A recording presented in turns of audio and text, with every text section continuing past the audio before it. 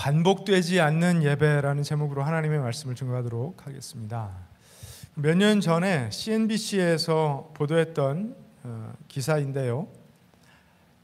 일론 머스크 다 아시죠 이제? 일론 머스크가 그 잡 인터뷰에서 거짓말을 하는 사람들을 가려내기 위해서 하는 매우 간단한 질문이 있다라는 그런 기사였습니다. CNBC는 그 잡 인터뷰를 하는 사람들 가운데 81%가 거짓말을 한다는 내용과 함께 그 일론 머스크가 두바이에서 열렸던 World Government Summit에서 나누었던 이야기를 기사로 실었습니다.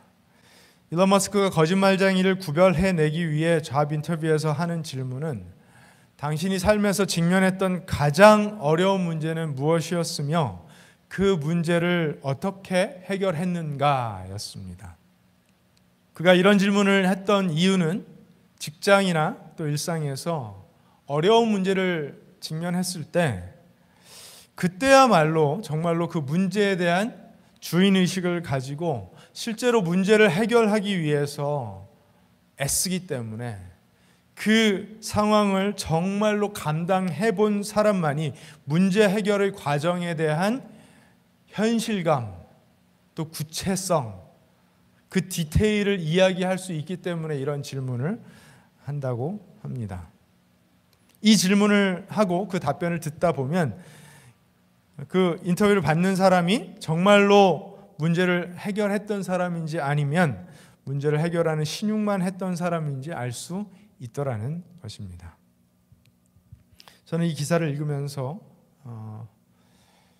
놀랍게도 우리가 드리는 이 예배라는 행위가 떠올랐습니다. 이 목사의 직업병이죠.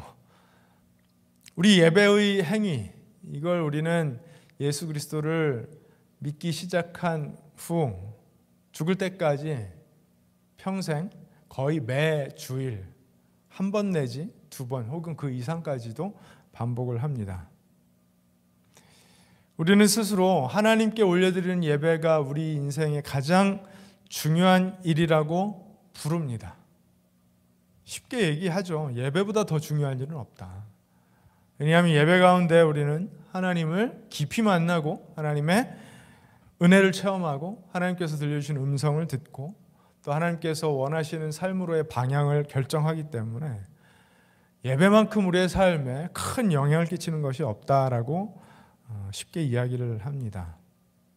그런데 그런 우리가 과연 이 예배를 정말 그렇게 중요하게 여기기 때문에 예배를 준비하고 예배를 드리며 따라가는 그 순서들 하나하나 또는 하나님께 올려드린 찬양과 기도와 또 하나님의 말씀을 듣는 이 시간을 얼마나 우리의 삶에 진정성 있게 나의 삶에 얼마나 현장감 있는 체험으로 실제적인 체험으로 받아들이는지가 이 예배가 나에게 기억될 만한 예배인지 그냥 매주 지나가는 반복되는 예배인지를 결정한다라고 생각하기 때문에 예배가 생각이 났습니다. 저나 여러분이나 우리의 삶에 정말 큰 임팩트를 남겼던 예배, 그 예배는 예배에 참여했던 그 상황, 그 공기, 냄새, 귀에 들렸던 소리들, 내가 느꼈던 감정들, 내가 흘렸던 눈물이나 탄성, 이런 것들이 생생하게 기억이 나기 마련입니다. 들었던 메시지나 설교가 다 기억나지는 않을지라도 가장 중요하게 내 가슴에 다가와 꽂혔던 말씀, 이런 것들이 기억이 남습니다. 또는 그 설교를 들으면서 아니면 그 은혜를 경험하면서 그걸 잊지 않기 위해 성경에 메모해 두었던 것들, 이런 것이라도 증거로 남습니다. 그래서 무언가를 대충 지나가듯이 때운 것이 아니라 실제로 진정성 있게 간절한 마음으로 참여하며 경험해낸 사람, 그 사람의 증언은 현장감이 있고요, 생생하고요, 구체적이기 마련입니다. 마치 일론 머스크가 당신의 인생에서 직면했던 가장 어려운 일이 무엇이었으며 그걸 해결하기 위해서 어떻게 했느냐는 질문에 대한 답처럼 우리도 예배를 그렇게 간절히 정말 중요하게 드렸으면 내가 기억하고 싶지 않아도 기억이 나기 마련이라고 생각하기 때문에 저는 예배가 떠올랐습니다. 예배의 대상이신 우리 창조주 하나님, 우리를 구원하신 하나님, 우리의 주인 되신 하나님과 합당한 시간, 그 하나님께 어울릴 만한 우리의 시간과 에너지와 물질을 최선을 다해서 구별하여 드리는 사람만이 그 예배가 일주일이 지나고 한 달이 지나고 1년이 지나도록, 아니 그 이상 시간이 지나더라도 삶에 어떤 획이 그어지고 내 뇌리에 강렬하게 기억으로 남는 그런 예배를 드릴 것이기 때문에 그렇습니다. 만일 우리가 예배를 그렇게 드린다면 아마도 예배를 인도하는 사람뿐만 아니라 예배자로 참여하는 모든 예배자들이 준비하는 마음, 참여하는 마음, 경험했던 은혜에 대한 마음, 이런 것들에 대하여 상세하게 이야기할 수 있지 않을까 생각합니다. 그래서 오랜만에 만나서 이야기 나누는 성도님들 중에 그때 그 예배 때 만났던 사람들과 나눴던 이야기들, 경험했던 은혜, 불렀던 찬양에 대하여 현장감 있게 그 은혜를 나누시는 분들은 예배를 정말 간절한 마음으로 진정성 있게 드렸던 분들이죠. 그렇죠? 저는 이제 그런 대화를 나눌 때면 참 마음에 큰 감동이 남더라고요. 아, 진짜였구나. 그 마음들이 진심이었구나. 그냥 지나는 시간, 지나가는 시간이 아니라 그 시간을 진짜 나의 시간으로 받아들이고 있었구나. 그런 생각이 들면서 얼마나 기쁜지 모릅니다. 10시간 이상 바둑을 두는 바둑 기사들, 내가 둔 수, 상대방이 둔 수를 처음부터 끝까지 순서대로 하나하나 다 복귀해낼 수 있죠. 그렇죠? 바둑 기사들만 가지고 있는 놀라운 복귀 능력이 아닐까 생각도 하지만 아니요. 그만큼 한 수 한 수를 고심 끝에 두기 때문에 기억이 안 날 수가 없는 거예요. 골프대회에 참여하는 골프 선수들 4일 동안 18홀 4번 치면서 72홀을 치는데 그 한 홀에 몇 번째 샷이 어디로 가서 내가 그걸 만회하기 위해 어떤 전략을 세웠다라는 것을 인터뷰 때 이야기를 하는 걸 보면요 놀랍습니다. 그 정도로 하나하나 한 샷 한 샷에 고민을 담았고 최선을 다했다라는 것을 확인시켜주는 장면들이죠. 예배에 대한 우리의 태도가 만약에 그렇다면 우리도 다 복귀할 수 있을 거라고 생각이 됩니다. 오늘 우리가 함께 읽은 이 히브리서 11장 말씀은 그런 점에서 우리가 하나님께 올려드리는 예배에 가져야 될 태도가 어떤 것인지를 우리에게 선명하게 가르쳐주는 그런 말씀이라고 생각을 합니다. 이 말씀은 우리에게 하나님께 올려드리는 그 예물의 탁월함에 대하여 이야기를 하고요. 그러니까 예배자가 가져야 될 믿음의 모델에 대하여 이야기를 하고 하나님께서 의롭다 하시는 예배자의 믿음이 어떤 것인지를 제시하고 또 죽어서 사라진 것 같지만 그 후손들에게 대대로 증거되는 믿음으로 남는다라는 사실을 우리에게 가르쳐주고 있습니다. 구체적으로 아벨의 예물이 왜 탁월했는지, 왜 하나님께서 그를 의롭다 하셨는지, 그리고 그 믿음이 과연 오늘날까지 우리에게 어떻게 증거하고 있는지, 또 무엇을 증거하는지 말씀을 통해서 은혜를 함께 나누기를 원합니다. 사실 이 히브리서 11장 말씀은요, 믿음의 전당이라고 불리는 Hall of Faith라고 불리우는 그런 챕터입니다.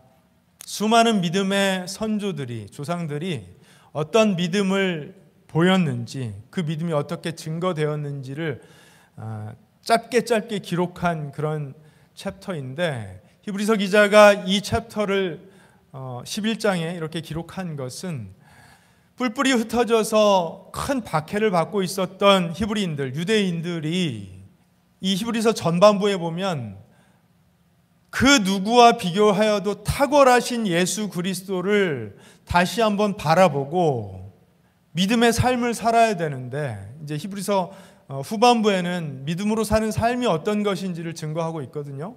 그래서 11장 중간쯤에 이 믿음의 장을 기록해 놓음으로써 고난받고 있었던, 박해받고 있었던 유대인들, 히브리 백성들이 예수 그리스도, 탁월하신 예수 그리스도의 그 모든 면을 관찰하고 공부하고 은혜로 받아들여서 이제 믿음이 무엇인지, 믿음으로 사는 것이 어떤 것인지를 모델로 제시한 후에 여러분들도 믿음으로 사십시오라고 제시하기 위하여 이 믿음의 장을 기록한 것 같습니다.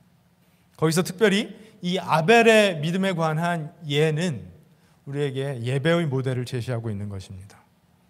구체적으로 아벨의 이야기를 우리가 잘 알고 있지만 조금 더 살펴보기 위해서 창세기 4장에 기록된 말씀을 함께 살펴봤으면 좋겠습니다. 성경을 가지고 계신 분들 창세기 4장의 말씀을 한번 보시면요, 이렇게 기록하죠. 1절부터 아담이 자기 아내 하와와 동침하니 아내가 임신하여 가인을 낳았다. 하와가 말하였다. 주님의 도우심으로 내가 남자아이를 얻었다. 하와는 또 가인의 아우 아벨을 낳았다. 아벨은 양을 치는 목자가 되고 가인은 밭을 가는 농부가 되었다. 그래서 아담과 하와의 첫째 아들 또 둘째 아들 가인과 아벨이 각각 목자로 또 농부로 그렇게 살았습니다. 세월이 지난 뒤에, 그러니까 얼마나 시간이 지난지 모르겠지만 가인은 땅에서 거둔 곡식을 주님께 제물로 바치고 아벨은 양떼 가운데서 맛배의 기름기를 바쳤다. 주님께서 아벨과 그가 바친 예물은 반기셨으나 이렇게 기록하고 있습니다. 4절까지 말씀을 보면은요, 가인과 아벨이 아마도 정해진 때에 정해진 장소로 하나님께 드릴 제물을 가지고 왔던 것 같습니다. 아마도 아담과 하와가 그 동산에서 쫓겨난 후에 하나님께 제사를 올려드리는 그런 전통을 만들었기 때문에 이제 가인과 아벨도 그 전통을 따라서 그 전통이 제시하는 대로 제사의 전통을 따라 정해진 때에 정해진 곳에서 하나님께 제물을 올려드렸던 것 같습니다.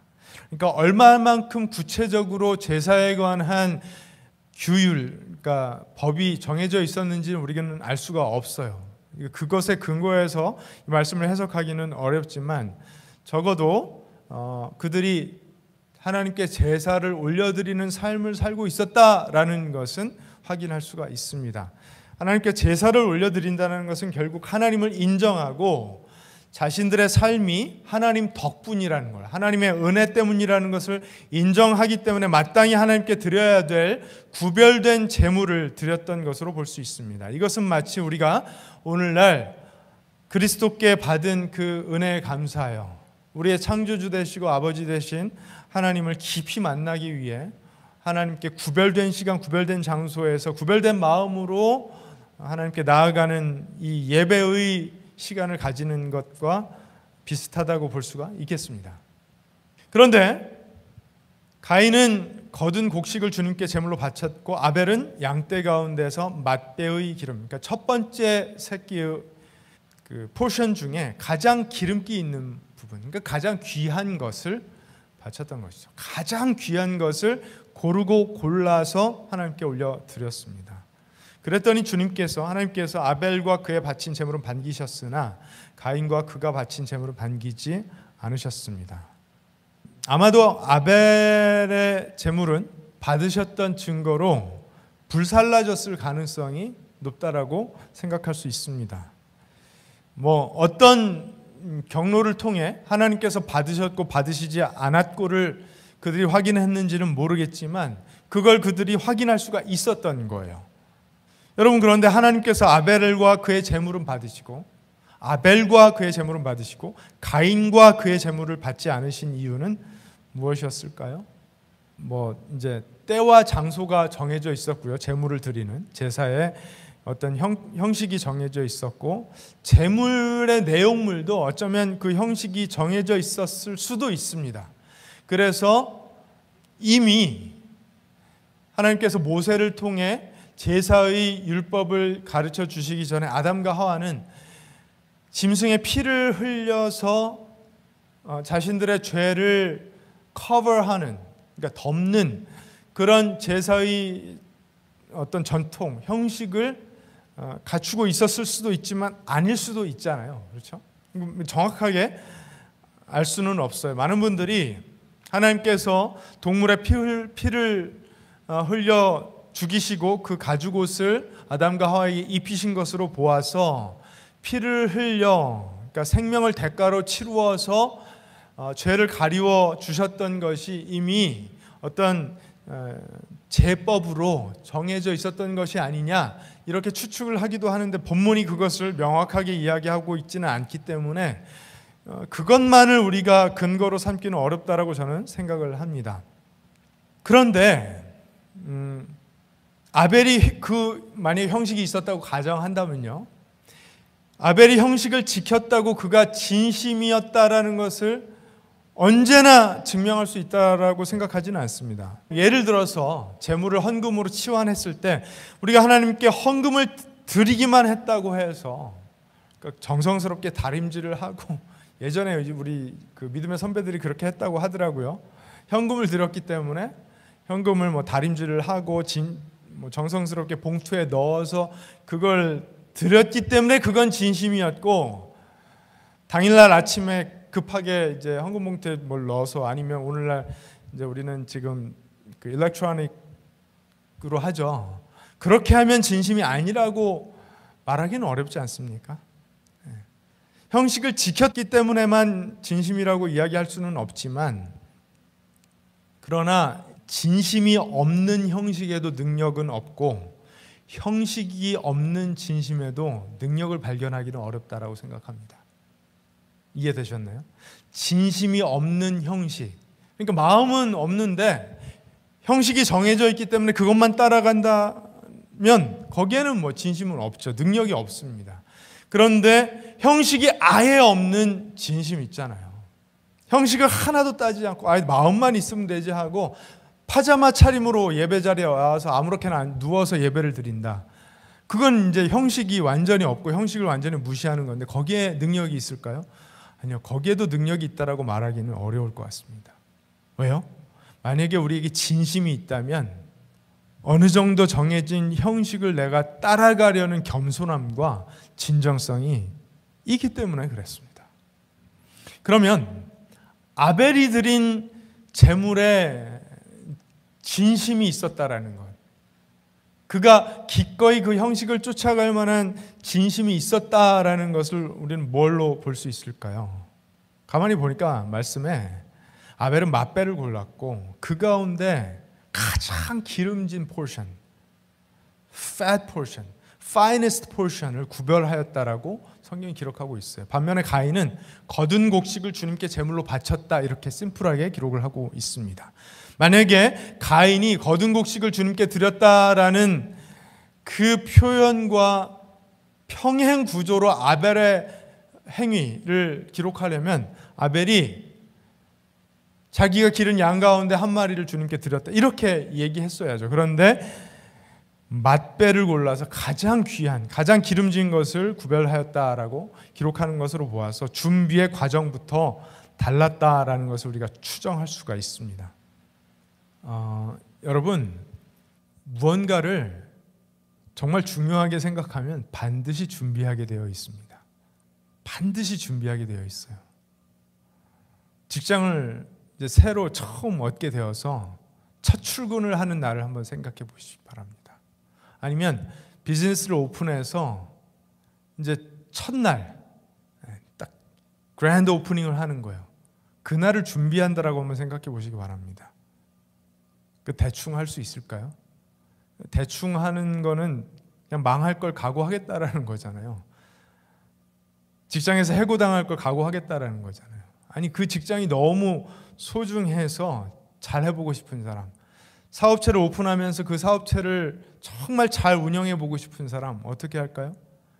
그 첫 출근 그랜드 오프닝을 위해서 준비를 하고 또 하고, 혹시나 잊어버린 것 있나 섬세하게 그 구체적인 것들을 하나하나 생각해 가면서 귀하게 준비하겠죠. 그렇죠? 어떤 목사님이 이런 고백을 한 것을 제가 인터넷에서 보게 됐습니다. 오래전 토요일 밤이었다.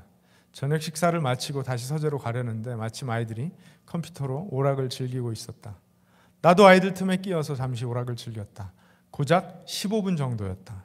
그리고 다시 서재에서 주일 설교를 준비하였다. 다음 날 아침 예배당에 들어가서 눈을 감았다. 그런데 희한한 일이 벌어졌다. 눈을 감는 순간 뿅 하고 뿅 하는 소리와 함께 내 눈앞에 그 컴퓨터 오락의 화면이 펼쳐진 것이다. 아무도 눈치채지 못했지만 나는 그 순간 얼마나 당황했는지 모른다. 나는 목사다. 그리고 주일 일부 예배가 시작되기 전 금요일 오후부터 근 40시간 동안 주일 예배를 준비하면서 마음을 가다듬는다. 40시간에 비하면 내가 그 컴퓨터 오락을 즐긴 15분은 무시해도 좋을 만큼 짧은 시간이었다. 그런데도 그 짧은 15분 동안의 영상이 나도 모르게 주일 아침까지 내 마음을 사로잡고 있었다면 아무 준비 없이 주일 예배에 참석하는 교인들의 마음이야 오죽하겠는가. 토요일 밤에 그 이튿날 드릴 흠없는 예배를 위해 기도로 준비하는 사람의 예배와 밤 12시가 넘기까지 TV를 시청하는 사람의 예배가 동일할 수는 없다.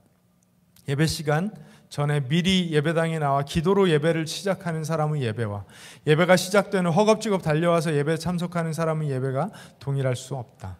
예배는 준비된 마음으로 드려야 한다. 예배는 예배당에서 시작하는 것이 아니다.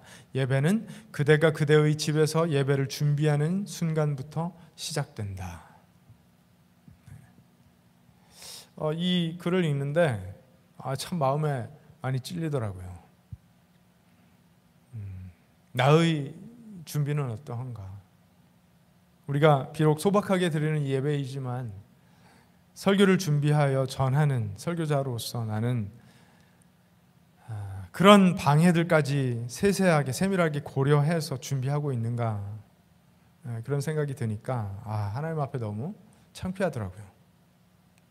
사랑하는 여러분, 우리의 예배는 어떻습니까? 물론 이제 우리는 하나님께 새롭게 용서를 받기 위해서 하나님과 화목해지기 위해 제물을 준비해 드리지는 않습니다. 우리는 그런 제사를 드린 사람들이 아닙니다. 하나님은 이미 우리를 용서하였고 이미 우리와 화목해지기로 하셨습니다. 화목하다고 선포하셨습니다.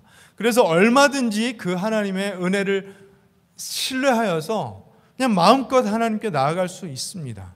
예수님께서 친히 어린 양이 되셔서 십자가에서 제물로 드려주셨기 때문에 그 단 한 번의 제사로 모든 조건이 충족이 된 것입니다. 그런데 제사는 아니지만 우리의 예배가 하나님께 믿음으로 드린다라는 측면에서 그 예배의 정신이 아벨이 드렸던 제사의 정신과는 다르지 않다라고 생각합니다. 하나님이 나를 용서해 주시지 않으면 어떡하지 하고 벌벌 떨면서 드리는 그런 예배는 아니지만 하나님께서 나를 용서해 주시고 나를 받아주시고 나를 하나님의 자녀 삼아 주셨다라는 그것에 감사하여 믿음으로 드리는 예배이기 때문에 아벨이 진심을 다해 제물을 구별하기 위하여 고심하고 애썼던 그 준비의 과정을 거치는 것처럼 저와 여러분들도 이 예배를 준비하기 위해 고심하고 구별하는 준비의 과정을 마땅히 거쳐야 되는 것이 아닐까 생각하는 것입니다. 로마서 12장 1절에 보면 예배에 관하여 저와 여러분이 너무나 잘 아는 말씀이 있지 않습니까? 형제 자매 여러분, 그러므로 나는 하나님의 자비하심을 힘입어 여러분에게 권합니다. 여러분의 몸을, 여러분의 생명을, 여러분의 삶을 하나님께서 기뻐하실 거룩한 산 제물로 드리십시오. 이것이 여러분이 드릴 합당한 예배입니다. 예전 성경으로 보면 이것이 여러분이 드릴 영적 예배입니다. 이렇게 번역했었죠. 그렇죠? 그런데 새번역 성경을 보면 이것이 여러분이 드릴 합당한 예배입니다. 이렇게 기록하고 있습니다. 영어로 번역하면 logical service라고 번역할 수 있고 실제로 헬라어 단어도요 그 러지컬에 직역할 수 있는 그런 단어를 사용하고 있습니다. 합당한 예배, 당연한 예배, 어쩌면 여러분이 드릴 수 있는 유일한 예배는 이런 것입니다라고 제시하는 것이에요. 하나님께 우리가 드릴 수 있는 유일한 형태의 예배, 유일한 예배의 자세는 우리의 삶을 하나님께서 받으실 만한 것으로 구별하여 드리는 것입니다. 최선을 다해 준비하여 드리는 예배입니다. 하나님께서 기뻐하실 만하게 구별하여 드리는 것입니다. 삶 전체를 하나님께 드리는 것입니다. 이렇게 이야기하는 거예요. 만일 하나님을 우리의 참 예배의 대상으로 생각한다면, 우리의 마음이, 우리의 믿음이 진짜라면, 진심이라면 그런 진정성을 가지고 하나님을 바라보며 예배를 준비하고 또 준비하는 것이 당연할 것입니다.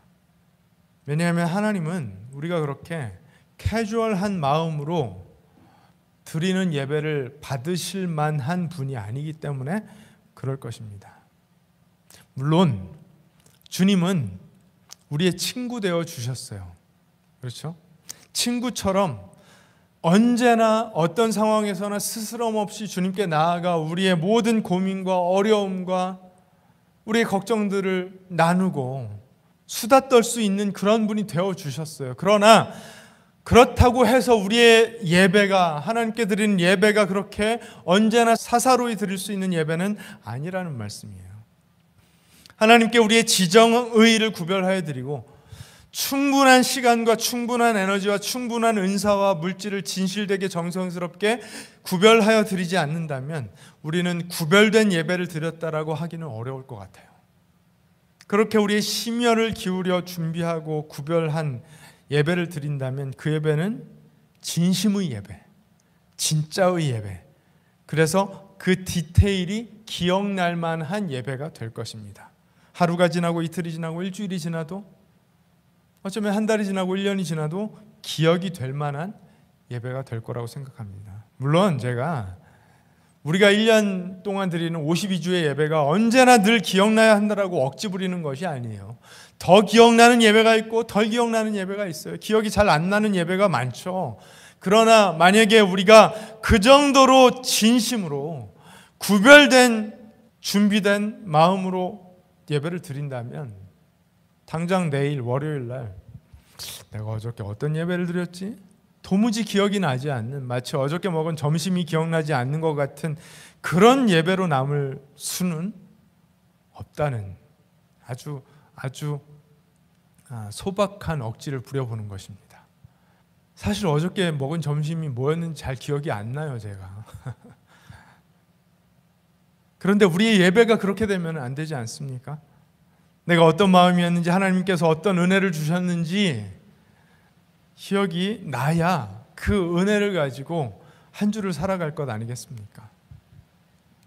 제가 이제 보니까 설교라는 것을 시작한 지 한 20년 정도 되었는데, 그런데 그 시간 동안 제가 정말 구별된 예배를 하나님께 올려드렸기 때문에 그 예배의 현장감이, 그 디테일이, 그 공기가 생생하게 기억나는 예배가 사실은 몇 번밖에 되지 않는다라는 사실을 제가 이 설교를 준비하면서 깨닫게 됐어요.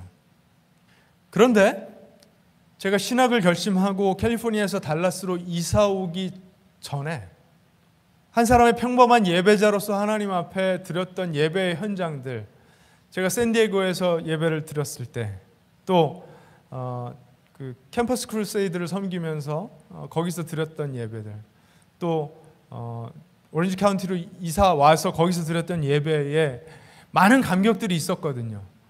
제가 직장 생활을 하면서 차 안에서 혼자 드렸던 예배 감격들이 있었거든요. 집에서 혼자 말씀을 들으면서 하나님을 예배했던 그 감격들이 있었거든요.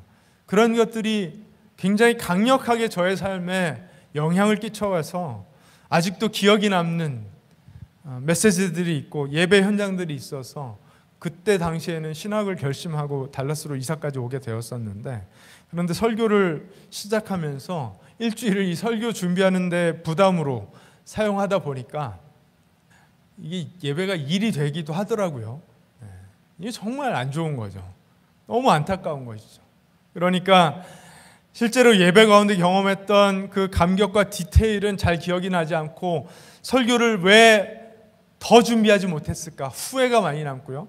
준비한 설교를 왜 다 전하지 못했을까 이런 후회가 남는 굉장히 사무적인 그런 예배가 되더라는 것입니다. 예배가 풍성해야 되거든요. 예배 은혜가 우리의 삶에 절절해야 되거든요. 그래야 사는 맛이 나고 그래야 예배자로서의 풍성한 삶을 살 수 있는 것인데 그게 그렇게 잘 안 돼요. 그런데 예배가 나에게 그렇게 중요한 것이면 기억이 나겠죠. 그렇죠?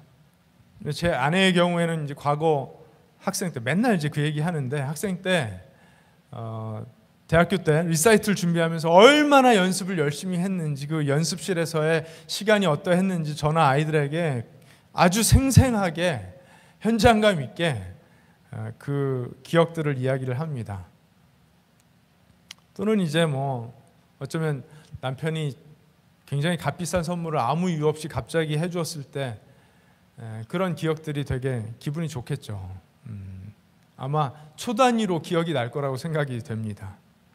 그 1초 1초에 우리의 지정의가 담기고 우리의 에너지와 물질이 담기면 그 순간은 우리에게 진짜의 순간이 되죠. 진짜 순간.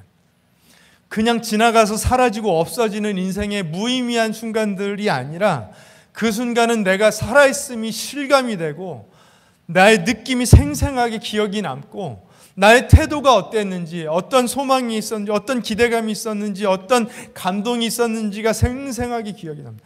얼마나 치열했는지 얼마나 안타까웠었는지 얼마나 절제했는지가 다 기억이 남는 그런 진짜의 순간들이 되지 않습니까?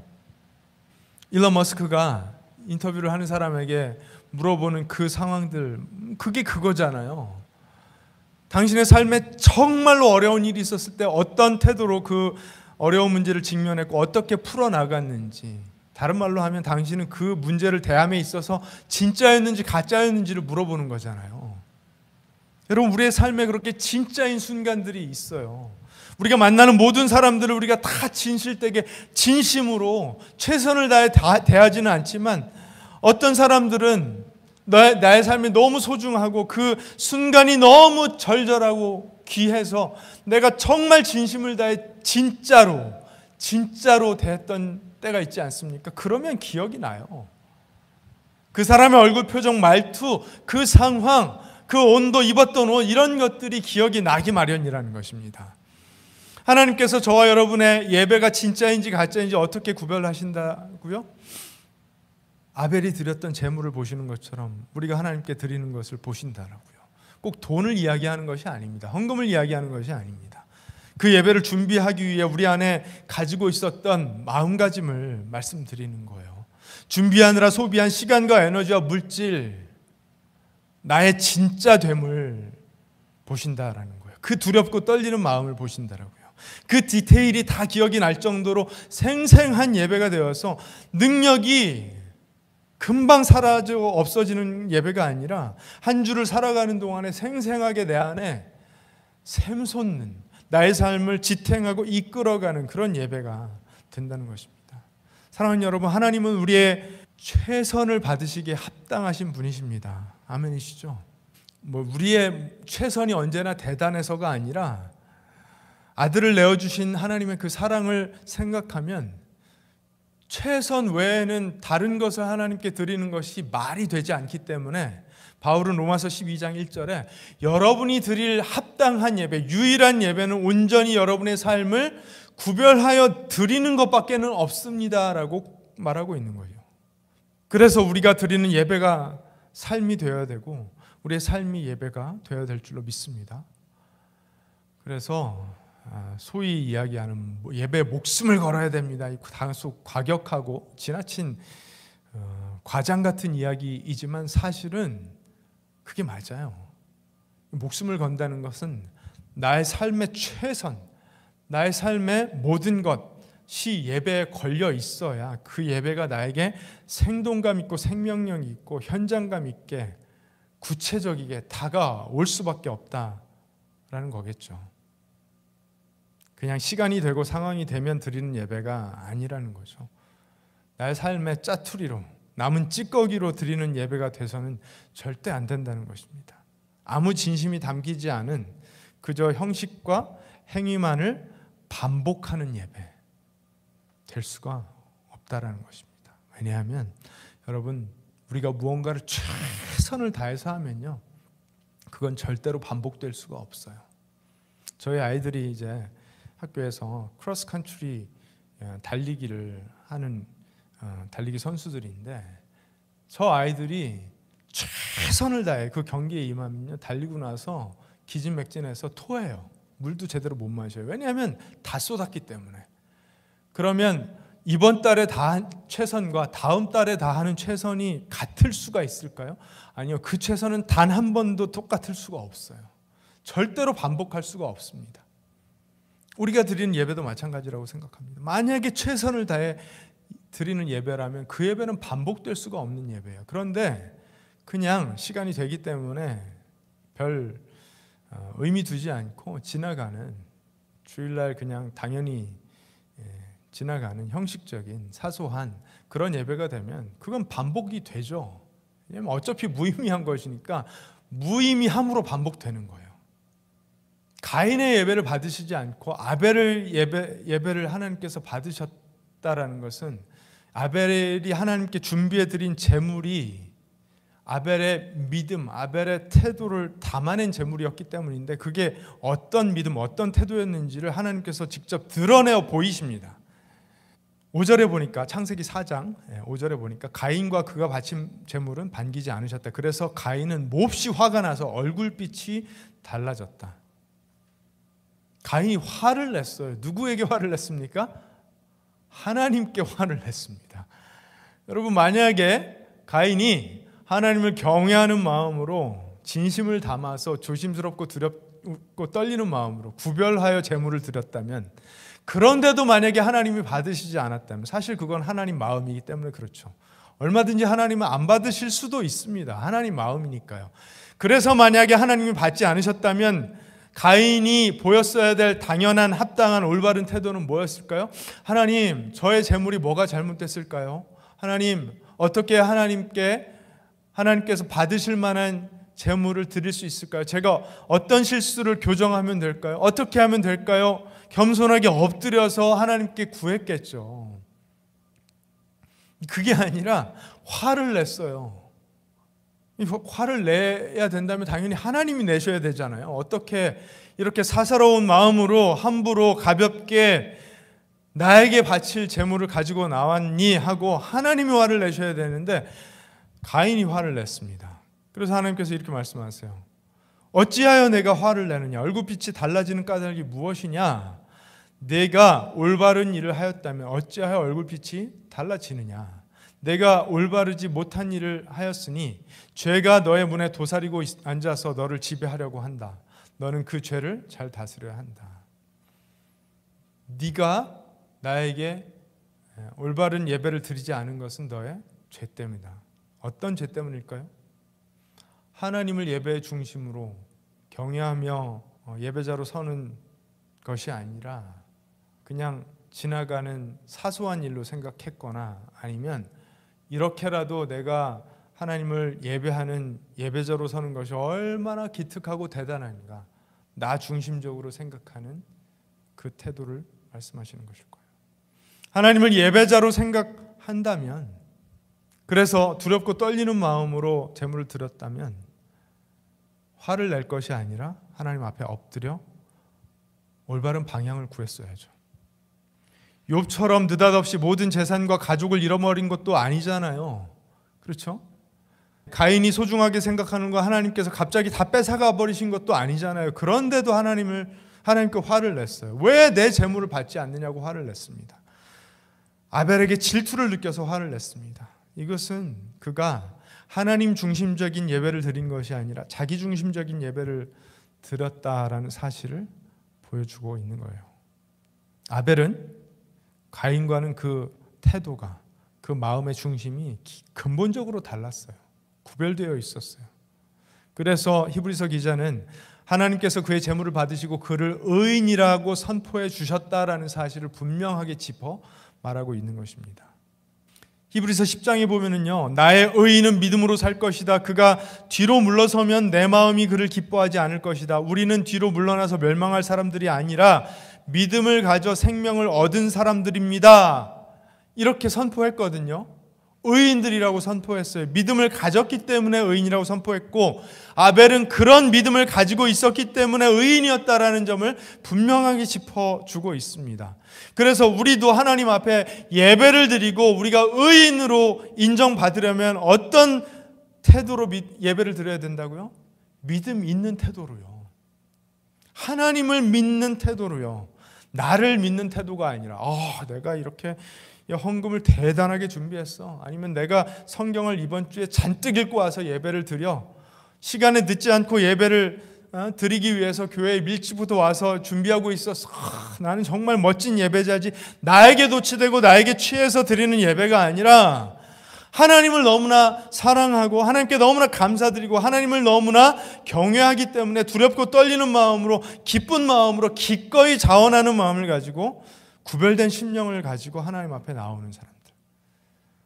나를 구원하신 하나님, 나를 자녀 삼으신 하나님, 나를 영원히 살게 하시는 하나님, 그분께 감사하는 마음으로, 믿음으로 예배 자리로 나간 다음에 하나님께서 그 예배를 받으시고 우리를, 그래, 역시 너는 의인이었어, 우리를 그렇게 인정해 주실 거라는 말입니다.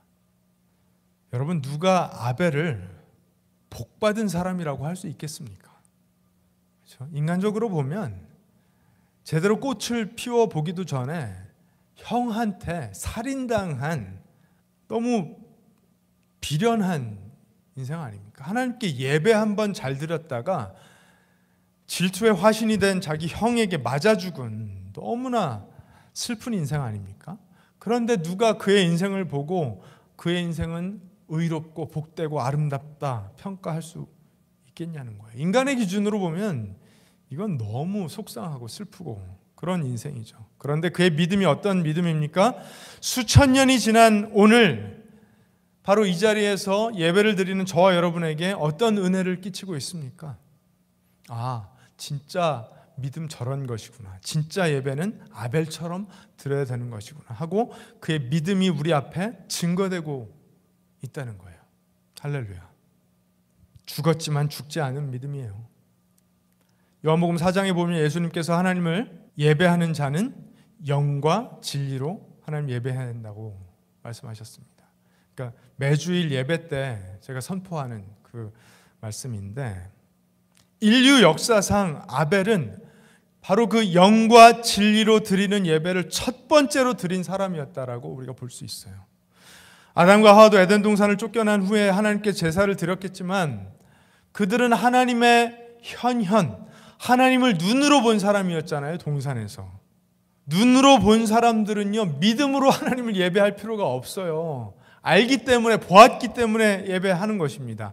그런데 눈으로 보지 못했던 아벨이 마치 눈으로 본 사람처럼 하나님께 예배를 드린 것, 그래서 영과 진리로 하나님 예배했던 믿음의 명장이 된 것입니다.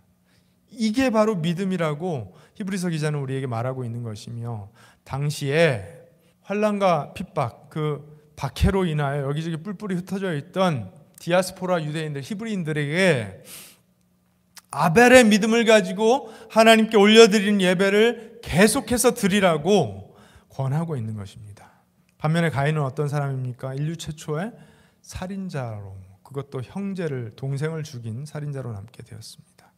아담과 하와의 장자로 태어나서 그 어머니가 하나님의 도우심으로 내가 아들을 낳았다라는 고백까지 한 자식이었는데, 결국은 자기 자신을 예배하는 자기 중심성에서 벗어나지 못해 시기와 분노로 동생을 죽이고 하나님께 대들었던 그런 살인자로 기억되게 되었습니다. 그 원인이 어디에 있었습니까?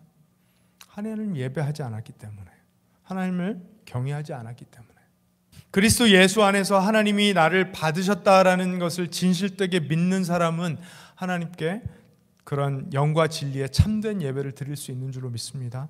그런 예배를 우리가 만약에 드린다면 그 예배가 그 순간으로 끝날 수는 없을 거예요. 그 예배가 삶의 태도로 이어져서 삶의 예배가 될 것이고, 그 삶은 하나님께서 인정하시고 성공했다고 평가해 주시는 그런 삶이 될 줄로 믿습니다. 누가 뭐라고 해도, 세상이 아무리 비웃어도 하나님께서 의롭다 인정하시는 삶이 될 줄로 믿습니다. 오늘 저와 여러분이 드리는 예배는 어떤 예배입니까? 어떤 마음으로 드리는 예배입니까? 그냥 반복했기 때문에 지나가 잊혀질 예배입니까? 아니면 기억될 만한 예배입니까? 물론 하나님께서 주신 은혜대로 나에게 기억이 강렬하게 남는 예배가 될 수도 있지만, 그 예배를 내 삶에 이어가서 기억해내는 것은 우리 각자의 몫이라고 생각합니다. 간절히 준비한 예배가 기억에 남는 것처럼 예배에 받은 감동을 삶으로 가지고 나아가는 것도 우리의 몫이라고 생각합니다. 우리를 의롭다 하신 하나님께 기억에 남을 믿음의 예배, 진심의 예배를 올려드리셨다면 그 예배의 기억을 삶으로 가지고 나아가셔서 다시는 반복되지 않을 우리의 최선을 하나님께 계속해서 올려드리는 그런 여러분 되시기를 우리 주님의 이름으로 축복합니다.